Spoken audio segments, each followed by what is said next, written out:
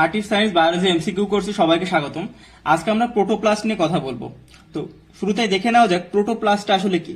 কোষ প্রাচীর দ্বারা পরিবেষ্টিত সমুদায় পদার্থ একসাথে প্রোটোপ্লাস্ট বলে। ঠিক আছে, কোষ প্রাচীর দ্বারা পরিবেষ্টিত সমুদায় পদার্থ একসাথে প্রোটোপ্লাস্ট বলে। এরপরে আমরা একটু দেখি প্রোটোপ্লাস্ট দুই ভাগে বিভক্ত করা হয়। একটা হচ্ছে সজীব প্রোটোপ্লাজম ও নির্জীব বস্তু বা অপ্রোটোপ্লাজমীয় উপাদান।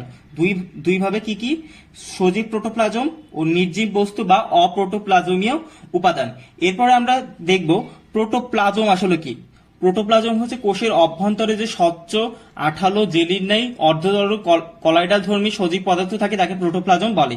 ঠিক আছে, আমরা একটু আবার বলি, কোষের অভ্যন্তরে স্বচ্ছ আঠালো জেলির ন্যায় অর্ধতরল ও কলয়েডাল ধর্মী সজীব পদার্থকে প্রোটোপ্লাজম বলে।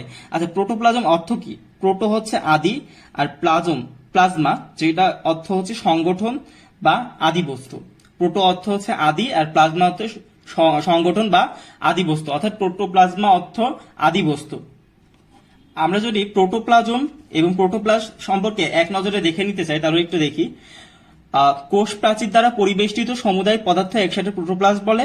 আর কোষের অভ্যন্তরে স্বচ্ছ আঠালো জেলির নয় অর্ধতরল কলয়েডধর্মী সজীব পদার্থকে প্রোটোপ্লাজম বলে। প্রোটো অর্থ আদি, আর প্লাজমা অর্থ সংগঠন, অর্থাৎ প্রোটোপ্লাজমা অর্থ আদি বস্তু। এরপর আমরা প্রোটোপ্লাজমা সম্পর্কে আরো কিছু গুরুত্বপূর্ণ ইনফরমেশন দেখে নিই। প্লাজমাকে জীবনের ভৌত ভিত্তি বলা হয়। প্রোটোপ্লাজমকে জীবনের ভৌত ভিত্তি বলা হয়। এতে 70 থেকে 90% পানি থাকে, 70 থেকে 90% পানি থাকে। এবং প্রোটোপ্লাজমের জৈবিক বৈশিষ্ট্যই হচ্ছে জীবের বৈশিষ্ট্য। প্রোটোপ্লাজমের জৈবিক বৈশিষ্ট্য জীবের বৈশিষ্ট্য। আর এটা অভিস্রবণ প্রক্রিয়ায় প্রোটোপ্লাজম পানি গ্রহণ ও ত্যাগ করতে পারে। অভিস্রবণ প্রক্রিয়ায় প্রোটোপ্লাজম কি করতে পারে? পানি গ্রহণ বা ত্যাগ করতে পারে। এরপর প্রোটোপ্লাজম সম্পর্কে আরো কিছু গুরুত্বপূর্ণ ইনফরমেশন একটু দেখে নিই। যেমন প্রোটোপ্লাজমের গতিময়তাকে চলন বলে। প্রোটোপ্লাজমের গতিময়তাকে চলন বলে। যেমন জলস্রোতের মতো চলনকে আমরা আবার আবর্তন বা সাইক্লোসিস বলি। জলস্রোতের মতো চলনকে আমরা আবর্তন বা সাইক্লোসিস বলি। তো এই চলনটা আবার দুই প্রকার। একটা হচ্ছে আবর্তন হচ্ছে দুই প্রকার, একটা হচ্ছে একমুখী আবর্তন যেটা আমরা পাতার ঝাঁঝরিকে বুঝাই, আর একটা হচ্ছে বহুমুখী আবর্তন যেটাকে আমরা বলি টেরেস্ক্যান্টিয়া। এইটা আমরা একটু মনে রাখবো। ঠিক আছে, টেরেস্ক্যান্টিয়া এটা আমরা একটু মনে রাখবো যে এটা বহুমুখী আবর্তন কোনটা এবং একমুখী আবর্তন কোনটা। আচ্ছা, এই পর্যায়ে আমরা কোষ ঝিল্লি সম্পর্কে একটু জানবো। তো কোষ ঝিল্লিটা আসলে কি? কোষ প্রাচীরের ঠিক নিচে সমস্ত প্রোটোপ্লাজমকে ঘিরে একটি সজীব ঝিল্লি থাকে। এই ঝিল্লিকে সাধারণত আমরা কোষ ঝিল্লি বলি। আচ্ছা, এই কোষ ঝিল্লি সম্পর্কে বিভিন্ন বিজ্ঞানী বিভিন্ন ধরনের মতবাদ কিন্তু দিয়েছেন। আমরা সেই মতবাদগুলো এক নজরে একটু দেখবো। আচ্ছা, প্রথম যে মতবাদটা সেটা হচ্ছে প্রোটিন ক্রিস্টাল মডেল সম্পর্কে, যেটা ভ্যান ডার কোভ ও গ্রিন বিজ্ঞানী দেয়, সেটা 1970 সালে। এর পরের যে মতবাদটা সেটা হচ্ছে একক পদ্মা হাইপোথিসিস, যেটা রবার্টসন দেয় 1959 সালে। এরপরে আমরা দেখব মাইসেলার মডেল দেয় হিলার এবং হবসন 1953 সালে। এরপরে যে দুইটা মডেল, এটা সবচেয়ে ইম্পর্টেন্ট, সেটা হচ্ছে স্যান্ডউইচ মডেল, যেটা ড্যানেলি ও ড্যাপসন দিয়ে থাকে, এবং ফ্লুইড মোজাইক মডেল বা আইসবার্গ মডেল যেটাকে আমরা বলি, সেটা সিঙ্গার ও নিকেলসন দিয়ে থাকে। এই দুইটা মডেল সম্পর্কে আমরা একটু বেশি গুরুত্ব দেব। এই দুইটা মডেল, যেটা স্যান্ডউইচ মডেল এবং ফ্লুইড মোজাইক মডেল। তো ফ্লুইড মোজাইক মডেল তাহলে কে আবিষ্কার করে? সিঙ্গার ও নিকেলসন 1972 সালে। এটা আমরা একদম ভালো মতো মুখস্থ করবো। এরপরে আমরা একটু দেখি, সেটা হচ্ছে কার্ল নাগেলি সর্বপ্রথম এই ঝিল্লিকে প্লাজমা মেমব্রেন নামকরণ করেন। ঠিক আছে, কোষ ঝিল্লিকে প্রথম প্লাজমা মেমব্রেন নামকরণ কে? কার্ল নাগেলি। আচ্ছা, এরপরে দেখি জেকিউ পোলার, যিনি কিনা প্লাজমালেমা শব্দটি ব্যবহার করেন। ব্যবহার করেন। এবার আমরা কোষ ঝিল্লি সবচেয়ে ফেমাস যে মতবাদটা ফ্লুইড মোজাইক মডেল, এই ফ্লুইড মোজাইক মডেল অনুযায়ী যে কোষ ঝিল্লির গঠন সেটা সম্পর্কে একটু জানবো। তো সবার প্রথমে আমরা লিপিড বাইলেয়ার সম্পর্কে একটু জানি। 2 স্তর বিশিষ্ট ফসফোলিপিড দ্বারা গঠিত এবং কোষ আবরণী তৈরি করে। অণুর ফাঁকে কোলেস্টেরল থাকে। ঠিক আছে, তাহলে 3টা পয়েন্ট জানলাম আমরা এখান থেকে। 2 স্তর বিশিষ্ট ফসফোলিপিড দ্বারা গঠিত, কোষ আবরণী তৈরি করে এবং অণুর ফাঁকে কোলেস্টেরল থাকে। এরপর একটু দেখব মেমব্রেন প্রোটিন সম্পর্কে, যেটা ইন্ট্রিকার ঝিল্লির উভয় সারফেসে থাকে এবং পেরিফেরাল ঝিল্লির সারফেসে থাকে এবং লিপিড সম্পৃক্ত লিপিড করে থাকে। ঠিক আছে, এই 3টা পয়েন্ট আমরা একটু জানবো। এরপরে দেখি গ্লাইকোক্যালিক্স কি। গ্লাইকোক্যালিক্স হচ্ছে গ্লাইকোপ্রোটিন এবং গ্লাইকোলিপিড একত্র আমরা সাধারণত বলি গ্লাইকোক্যালিক্স। এরপরে আছে কোলেস্টেরল। কোলেস্টেরল সম্পর্কে আমরা একটু ডিটেল জানি, সেটা হচ্ছে লিপিড অণু তরল পদার্থের ন্যায় ঝিল্লির একই স্তরে স্থান পরিবর্তন করে এবং পাশে ব্যাপ্ত হয় এবং অক্ষে বরাবর ঘুরতে থাকে, একে ফ্লিপ ফ্লপ মুভমেন্ট বলে। ঠিক আছে, কোলেস্টেরল সম্পর্কে জানার এই পয়েন্ট আমাদের খুব ভালোভাবে মনে রাখতে হবে যে লিপিড অণু তরল পদার্থের ন্যায় ঝিল্লির এক স্তরে স্থান পরিবর্তন করে এবং পাশে ব্যাপ্ত হয় এবং অক্ষের ন্যায় ঘুরতে থাকে, একে ফ্লিপ ফ্লপ মুভমেন্ট বলে। এটা আমরা একটু মনে রাখবো। আচ্ছা, উদ্ভিদ কোষের তুলনায় প্রাণী কোষে এটা বেশি থাকে কোলেস্টেরল। ঠিক আছে, উদ্ভিদ কোষের তুলনায় প্রাণী কোষে কোলেস্টেরল বেশি থাকে। এবার আমরা কোষ ঝিল্লি সম্পর্কে আরো কিছু পয়েন্ট জানবো, যেমন একক পর্দা। বিজ্ঞানী রবার্টসন 1959 সালে পিএলপি অণু দিয়ে গঠিত ত্রিস্তরী পদার্থকে একত্রে একক পর্দা হিসেবে অভিহিত করেন। তো কোষ ঝিল্লির গঠনে বেশ কিছু উপাদান আছে, যেমন মোট ওজনের 75 হচ্ছে লিপিড, এটা মনে রাখবো আমরা। প্রোটিন 60 থেকে 80% থাকে এবং লিপিড থাকে 20 থেকে 40%। এই তিনটা পয়েন্ট খুব ভালো মতো মনে রাখতে হবে যে মোট ওজনের 75 লিপিড, প্রোটিন 60 থেকে 80 এবং লিপিড হচ্ছে 20 থেকে 40। এবার আমরা একটু সাইটোপ্লাজমের সম্পর্কে জানবো। যেমন এখানে রয়েছে ভৌত গঠন। মাতৃকা হলো একটি অর্ধতরল দানাদার অর্ধস্বচ্ছ সমধর্মী কলাইডার তরল পদার্থ। আচ্ছা, আমরা এখানে আরেকটা জিনিস দেখতে পাচ্ছি, এইসে লার্ডি 1965 সালে প্রথম সাইটোসোল শব্দটি ব্যবহার করেন। এটা খুব গুরুত্বপূর্ণ একটা প্রশ্ন। আরেকটা প্রশ্ন হচ্ছে সাইটোপ্লাজমের আপেক্ষিক গুরুত্ব পানির থেকে বেশি। তো সাইটোপ্লাজম সম্পর্কে আমরা একটু এক নজরে বিভিন্ন প্রশ্ন একটু দেখে নিই, বিভিন্ন ইনফরমেশন। প্রথম ইনফরমেশনটা আমরা বলতে পারি, পানির পরিমাণ কোষ ভেদে 65 থেকে 96%।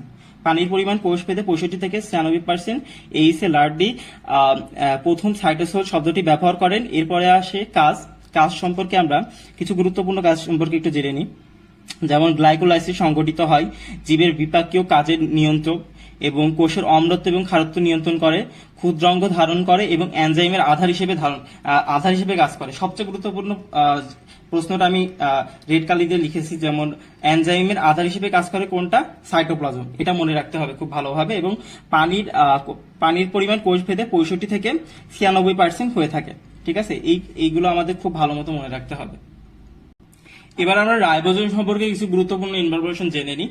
যেমন প্রথম প্রশ্নটা হচ্ছে ইকোলি কোষের শুষ্ক ওজনের 22 হচ্ছে রাইবোজোম। খুব ইম্পর্টেন্ট একটা কোশ্চেন। ইকোলি কোষের শুষ্ক ওজনের 22 হচ্ছে রাইবোজোম।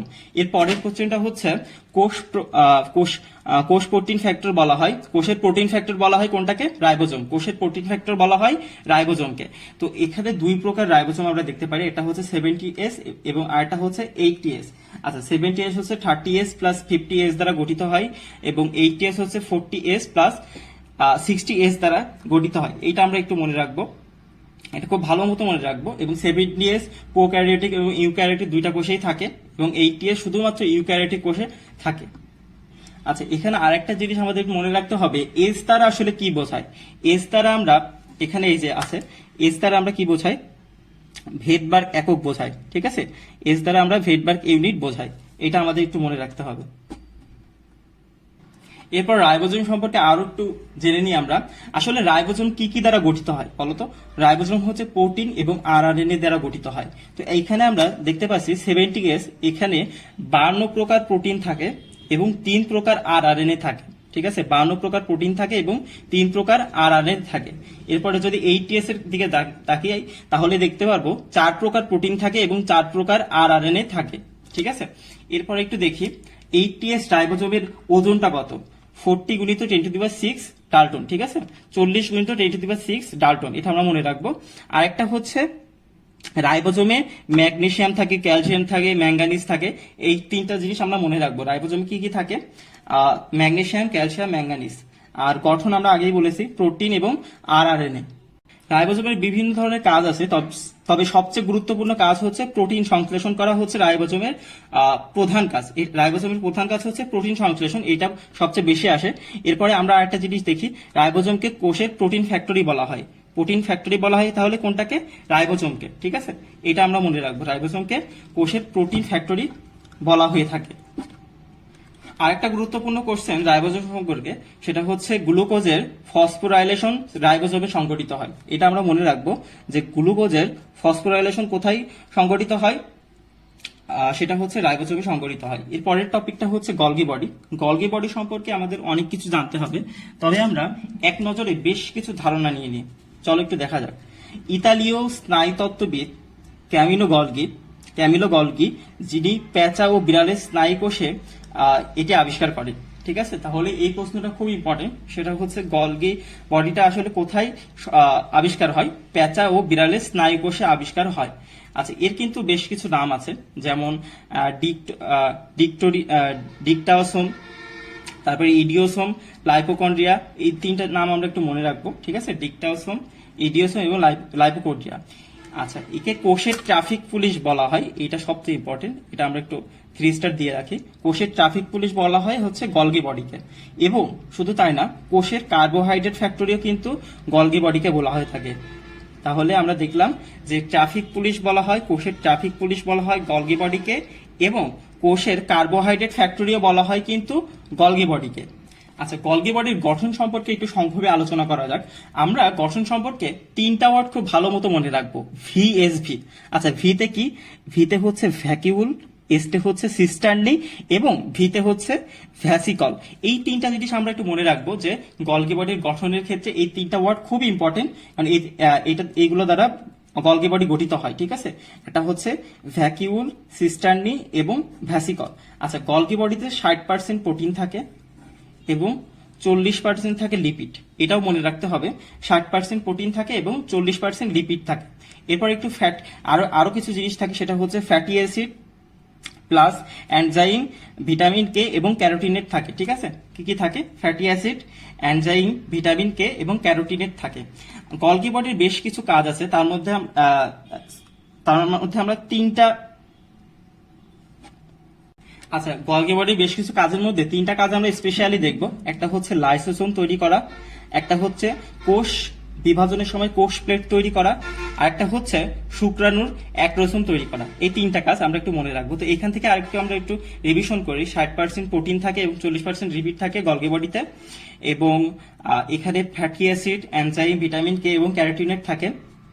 এবং কাজ সম্পর্কে যদি বলতে চাই, তাহলে লাইসোসোম তৈরি করে, কোষ প্লেট তৈরি করে এবং শুক্রাণুর অ্যাক্রোসোম তৈরি করে।